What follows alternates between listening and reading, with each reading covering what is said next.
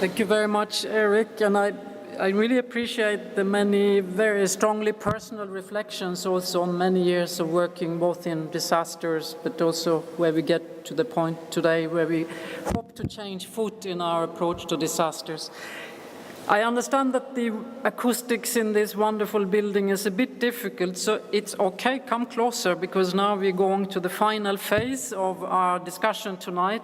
And I think you will hear things that you may not have expected to hear when you came here. So may I first invite Rowan Willis from Willis Re to take the first cut on why is private sector here tonight? Okay, Margarita.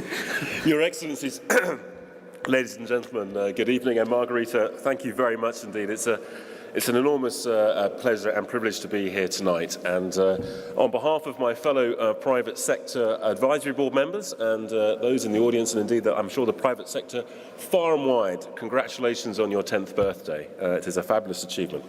And we've heard from Ambassador Fritsch and Michael Jarreau about the achievements of the last 10 years, and they are without doubt enormous. But I'm, if you don't mind, going to look ahead.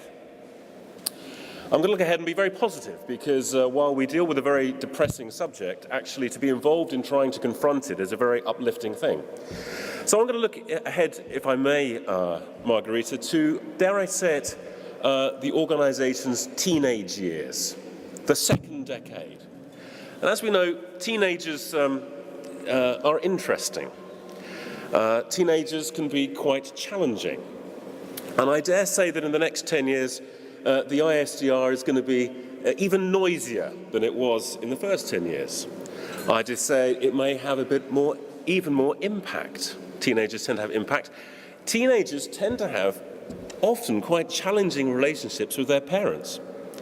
And they can have interesting relationships with their neighbours. So I don't think one needs to be a very astute businessman to say that I think we're going to hear an awful lot more of the ISDR in its second decade than we even have in the first. But there's something else about teenagers. Teenagers are often very acutely aware of trends. Indeed, teenagers often actually create those trends. They create those influences. They change the culture all around them, even amongst us old fogies or old people.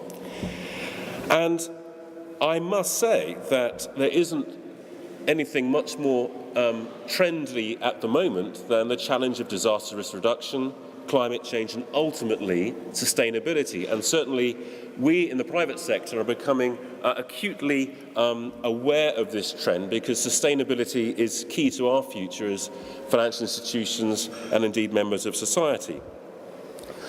As you indicated, Margarita, if we're going to achieve Hyogo framework, if we're going to make cities resilient, we all need to do this: the private sector, the public sector, the third sector. And the cultural transition, which I think you're going to help make happen with your convening power, is to break down these walls between our institutions, because they're complete inventions. It's sociology. So for the next two or 3 minutes, I'm going to perhaps encourage you to look at our worlds in a different way. Most of us, almost all of us, maybe one or two countries would be exceptions to this, but we're all private citizens. We're all members of the private sector in and of ourselves. And it's those citizens who are the ultimate consumers of disaster risk reduction. So it's the private sector that is the consumer. As Philip will probably say in a few minutes, it's the private sector that actually creates most of our employment, and it creates our livelihood. So it is that is at risk. So ultimately, we're protecting largely the private sector. And indeed, it's our own behaviour as individuals and as organisations which actually is the key mechanism in improving risk behaviours. So in fact, the private sector is a key agent. I have the unending embarrassment at receptions like this of having to admit that I work in the insurance industry. It's tremendously embarrassing. Most of you have the privilege of saying you work for glamorous agencies or embassies. I don't have that. But perhaps it's just a way of looking at things.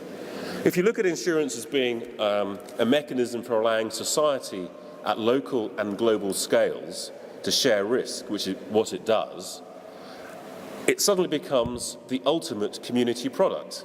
There are actually two ultimate community products, taxation and insurance, but they're the only two mechanisms we can really share risk. So this year, we have had so far $20 billion worth of insured losses from catastrophes in Chile and around the world. That isn't from the insurance industry, that's you. You've all contributed to paying those claims in Chile and other countries in the world through your insurance policies and through reinsurance. You're all contributors. But the challenge for us is that there were no claims paid in Haiti. There were no claims paid in Pakistan. We as an industry aren't doing our bit to help create these right mechanisms. In fact, we all have a common challenge if we rise above the intricacies of our own individual issues to manage extremes. That's what this is all about. Sustainability is about managing extremes, whether they be financial, environmental, medical, within tolerable parameters. And that is clearly the opportunity that we have with your convening power to achieve. So how can the private sector support this? Insurance and the many other private sector industries here. We have enormous access to science and expertise. I've got colleagues who have just been mapping flood risk in Latin America, and there are others here who do much the same thing. We have to make this available. There's no reason why we just make it available to insurers. We should make it available to city corporations and to populations at large. We can help critically evaluate the cost benefits of certain interventions and policies, because that's what we have to do as a daily part of our exercise.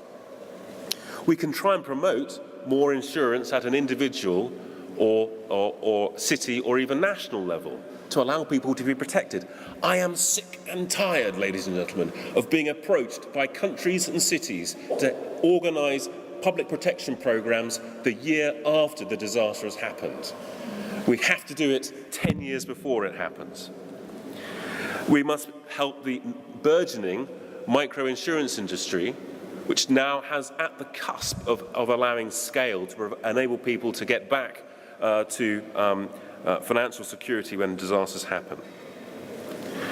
In fact, the dialogue that we're having with you and with many of your partner organisations, such as the WMO, the World Bank and others, are creating a whole raft of practical ways that we can work together and break down the barriers. We have a shared agenda. There's a final thing I'll say, though, because this is a key point. The future that we can craft in this area is not predefined. It isn't something that we've got to try and guess which is the right path and make sure we're on it. It's up to us as leaders in our different sectors to actually define and make that path happen. And what's becoming increasingly aware is that there are a few hundred, maybe even 1,000 people in the world, many of them are here tonight, leaders in this sector, who are beginning to adopt this approach, not just because it means good business, and not just because it's good politics. It's because fundamentally, at a human level, at the spirit that makes us all actually get out of bed and go to work every morning, this is a good thing to do. And it's so exciting because what is enabling us to do is to connect with organisations and individuals who are so closely related to our own individual pathways, but are offering new, enormous opportunities. So while, of course, the subject we talk about is dreadfully depressing, it's acutely depressing, to be part of a community which is at the cusp of really doing something even more significant than has been done over the last 10 years is a tremendous privilege. Margarita, thank you for organising tonight. It's been a wonderful event.